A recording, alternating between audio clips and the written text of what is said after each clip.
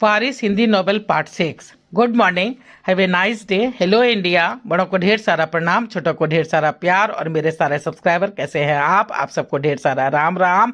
Ganpati Bappa Morya. Welcome back to my YouTube channel Simmi की diary official में आप लोगों का ढेर सारा स्वागत है। दोस्तों, वारिस एक हिंदी नॉवेल है जो हमारी अभी इस चैनल पे चल रही है और हमारे इस चैनल पे ये चौथी हिंदी नॉवेल है जो अभी चल रही है। इसका 5 एपिसोड मैं आप लोगों के समक्ष रख चुकी हूँ। आज इसके 6ठे एपिसोड में मैं आप लोगों का तहे दिल से स्वागत करती हूँ। दोस्तों, जैसा कि आप लोग जानते हैं, मैंने बहुत बार जिक्र किया है कि मैंने अब तक अपनी जिंदगी में 40 हिंदी नॉवेल लिख चुकी हूँ, जिसमें से 9 हिंदी नॉवेल तो मैंने आप लोगों के समक्ष रख दिया है। 5 हिंदी नॉवेल हमारे पुराने चैनल जो है सिमी की डायरी उस पर अवेलेबल हैं और 4 हिंदी नॉवेल इस चैनल पे सिमी की डायरी ऑफिशियल में है। सिमी की डायरी में अभी मेरा 5वां हिंदी नॉवेल जो है सो वो भी चल रहा है, रिश्तों की डोर। और इस पे जो मेरा अभी नॉवेल चल रहा है इसका नाम है वारिस। तो वारिस में मैं अभी 5 एपिसोड आप लोगों के समक्ष रख चुकी हूँ। तो आज इसके 6ठे एपिसोड में मैं आप लोगों का तहे दिल से स्वागत करती हूँ और आज वारिस का 6ठा एपिसोड मैं लेकर के आप लोगों के समक्ष आ रही हूँ। और आज इसके 6ठे एपिसोड में मैं आप लोगों का तहे दिल से स्वागत करते हुए इस चैनल को, इस कहानी को जो है सो आगे बढ़ा रही हूँ। तो अब तक आप लोगों ने जैसे देख लिया है और जिसने नहीं देखा है इसके 5 एपिसोड को, तो मैं शॉर्टकट में थोड़ी सी कहानी इसमें बता दूं कि दोस्तों, वारिस जो है सो एक अनाथ लड़की की कहानी है जिसका नाम काजल है। और काजल के जो है सो जन्म लेते ही उसके माता पिता की मृत्यु हो जाती है। काजल के परिवार वाले, जो कि उसके सौतेले परिवार वाले हैं, काजल के पापा के सौतेले भाई बहन जो हैं, तो वो उसके परिवार वाले जो हैं उसे बहुत ही सताते हैं। और काजल को अगर थोड़ा बहुत प्यार अगर किसी से मिलता है तो वो उसकी दादी माँ से मिलता है और उसकी आया माँ से मिलता है। पर काजल के 15 साल के होते होते जो है सो शकुंतला देवी जो है सो उसकी दादी जो थी कौशल्या देवी, उसकी मृत्यु हो जाती है। और आया माँ को नौकरी से ये कह के निकाल दिया जाता है कि अब काजल जो है सो बड़ी हो गई है और उसे किसी आया माँ की जरूरत नहीं है। सभी काजल को बहुत ही सताते हैं, मारते हैं, पीटते हैं और किसी को भी उसकी कोई भी परवाह नहीं है। जयंती लाल जो है सो उसके 3 सौतेली बहन, जयंती लाल यानी काजल के पिताजी जो थे सो वो उनको 3 सौतेली बहन और 2 सौतेला भाई था। तो सौतेली बहन तो अपने घर चली जाती है और कभी कदार पार्टी फंक्शन में या शादी ब्याह के मौके पे आती जाती रहती है, लेकिन उसका दोनों भाई का परिवार जो है सो वो साथ में ही रह रहा है जयंती लाल के घर पे ही।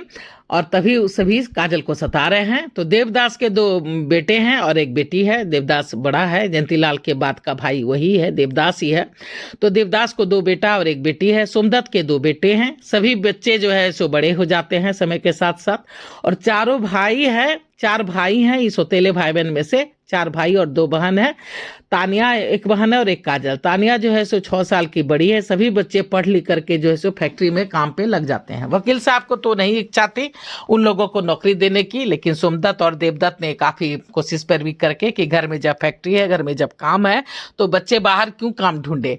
तो मजबूरन वकील साहब को सबको वहां एडजस्ट करना पड़ा था। लेकिन भाई लोग कोई काम काज करते नहीं थे, काम न काज के दुश्मन अनाज के, और सैलरी जो है सो लोगों को समय पे मिल जाता था। इधर तानिया जो है सो बड़ी हो गई है, कॉलेज जाने लगी है और कॉलेज में उसे अमित से प्यार हो जाता है। अमित आगे की पढ़ाई करने के लिए इंग्लैंड चला जाता है। यहाँ तक मैं आप लोगों के समक्ष रख चुकी हूँ। तो आज आगे पार्ट 6 में आप लोगों के समक्ष रखने जा रही हूँ। तो देखिए कैसा लगता है। समय पंख लगाकर उड़ता गया। देखते ही देखते अमित को विलायत गए हुए 3 साल बीत जाता है और अमित फिर विलायत से पढ़ाई लिखाई करके वापस आ जाता है। वापस आते ही अमित अपने डैड का बिजनेस संभाल लेता है और फिर कुछ महीने के बाद ही अमित और तानिया की चट मंगनी और पट शादी हो जाती है। तानिया अमित के घर उसकी दुल्हन बन करके आ जाती है। इधर तकदीर ने करवट बदली थी। वकील साहब की मौत हो जाती है। वकील साहब की मौत हो जाती है और वकील साहब की मौत के बाद सोमदत्त और देवदत्त ने कोर्ट में फर्जी केस दाखिल करके जैसे तैसे सबों को घूस खिला करके सारा बिजनेस का बागडोर फिर से अपने हाथ में ले लिया था। काजल भी चूंकि वाली घोचली थी तो उसे डरा धमका करके जो है सो बहुत सारे कागज पर दस्तखत करा लिए थे और दोनों चाचा ने पावर ऑफ एटॉमी जो है सो अपने नाम पे करवा ली थी। सही मायने में तो संपत्ति का असली अधिकार काजल का होने वाला बच्चा था, जो कि अभी तक इस दुनिया में आया ही नहीं था। उसके आने के पहले तक तो सबकी जैसे चांदी ही चांदी थी। कोई भी काजल की शादी में दिलचस्पी नहीं ले रहा था। कौन बिना मतलब का आफत गले मढ़े। जिंदगी अपने रफ्तार से बढ़ी चली जा रही थी। सबों की जिंदगी खुशहाल थी, सभी अपने अपने जीवन में खुश थे। दुख था तो सिर्फ काजल को, जो कि भरे पूरे परिवार में रहते हुए भी नितांत अकेली थी। उसकी सारी पढ़ाई लिखाई तो पूरी हो चुकी थी। वो चाहती थी कि ऑफिस जाकर के अपने पिताजी का कारोबार संभाले, पर चाचा और भाइयों के आगे उसकी एक नहीं चलती थी।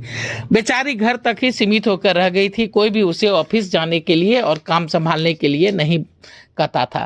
कोई नहीं चाहता था कि काजल ऑफिस में काम करे। काजल को करने को कोई भी काम नहीं था। क्या करती उसे समझ में नहीं आता। कभी कदार वो सोचती कि इस घर को छोड़कर कहीं बाहर भाग जाऊं, फिर डर जाती, पता नहीं किस मुसीबत में फंस जाऊं। आए दिन टीवी और पेपर में घर छोड़कर भागने के नतीजे देखने और सुनने को मिलते थे। बेचारी सहम सी जाती। वैसे तो ये बात भी अच्छी तरह से जानती थी कि उसके घर छोड़कर भागने से कोई फायदा तो होने वाला नहीं है, क्योंकि ये लालची रिश्तेदार उसे कुत्तों की तरह सूंघ करके खोज लेंगे और फिर जो सो वापस ले आएंगे। और कहीं पेपर में एड वेड दे दिया तो गुंडे पीछे पड़ जाते हैं। ना बाबा ना, वो सहम जाती कि मेरे साथ कहीं और कुछ बुरा नहीं हो जाए। इससे तो अच्छा है कि मैं घर में ही रहूं, कम से कम सुरक्षित तो हूं। चूंकि काजल बालिग हो चुकी थी, इसलिए कोई भी अब उसे बहुत सख्ती से पेश नहीं आता था। पता नहीं वो कब क्या कर ले, पर इतना तो जरूर था कि कोई उसे भाव तो नहीं देता था। बस कभी कदार ऑफिस जाना, कुछ जरूरी कागजात पे साइन करना, यही उसकी जिंदगी बन गई थी। घर में कौन आ रहा है, कौन जा रहा है, कौन सा पार्टी फंक्शन चल रहा है, किसकी लाइफ में क्या हो रहा है, उसे कुछ भी पता नहीं होता था। यहाँ तक कि अमित से भी उसकी मुलाकात मात्र 2-4 बार ही हुई थी। दोनों ने भर नजर एक दूसरे को देखा भी नहीं था। बस हेलो हाय तक ही बातें हुई थी।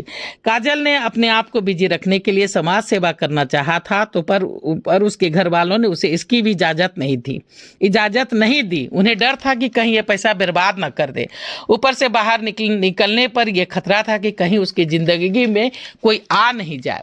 वो लोग काजल की शादी नहीं कराना चाहते थे।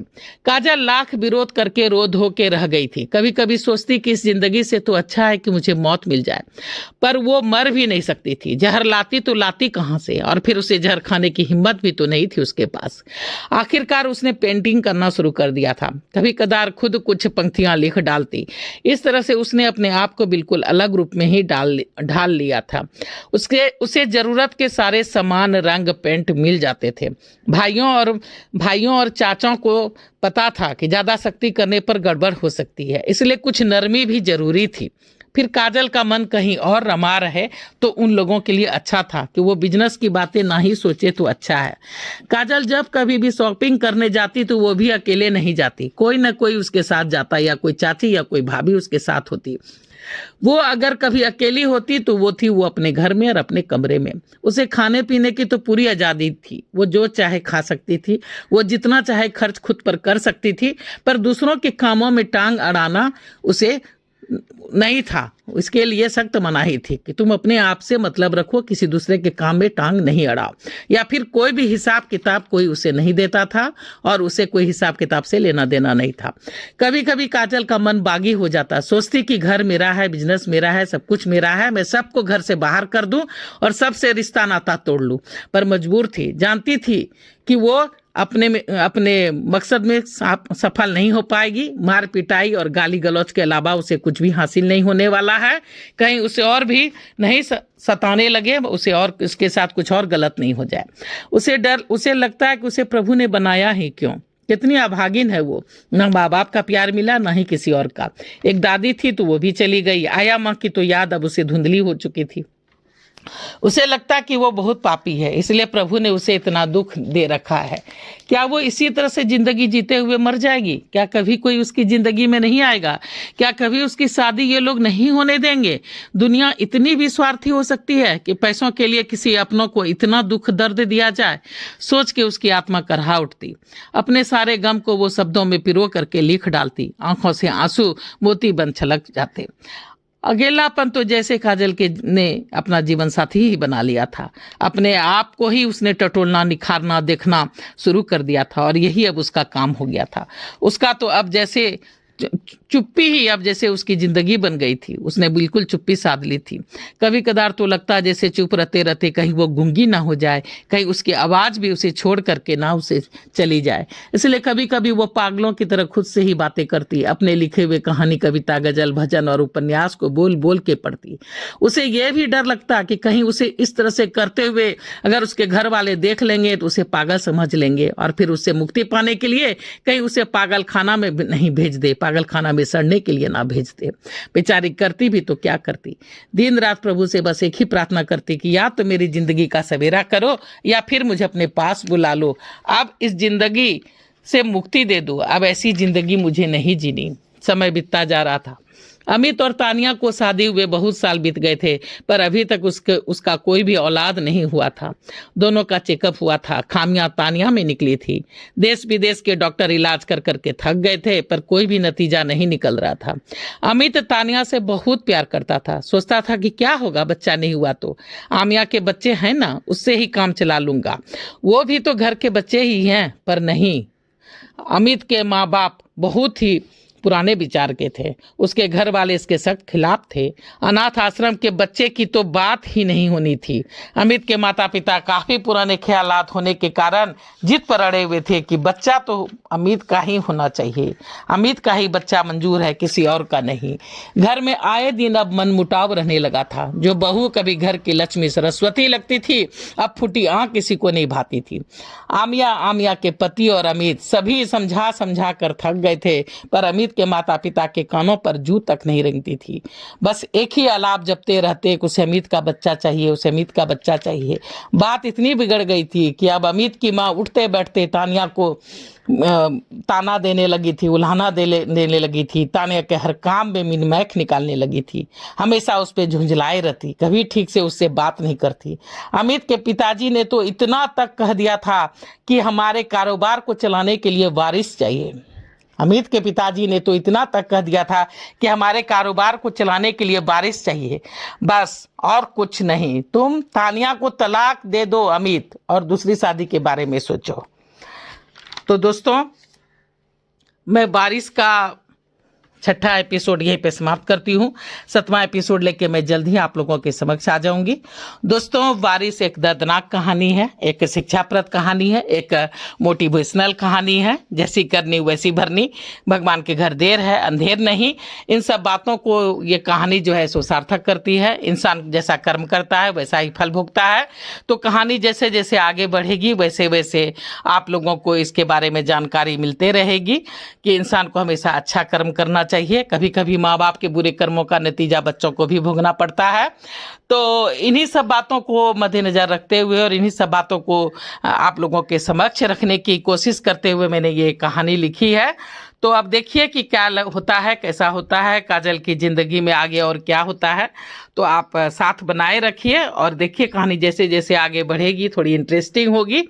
तो आप लोग साथ दीजिए, सहयोग दीजिए। मेरे सब्सक्राइबर बिल्कुल नहीं बढ़ रहे हैं। मेरे इस चैनल को भी खोले हुए अब 2 साल हो जाएंगे। तो सब्सक्राइब करने में आपके पैसे नहीं लगते, आप जनता जनार्दन हो।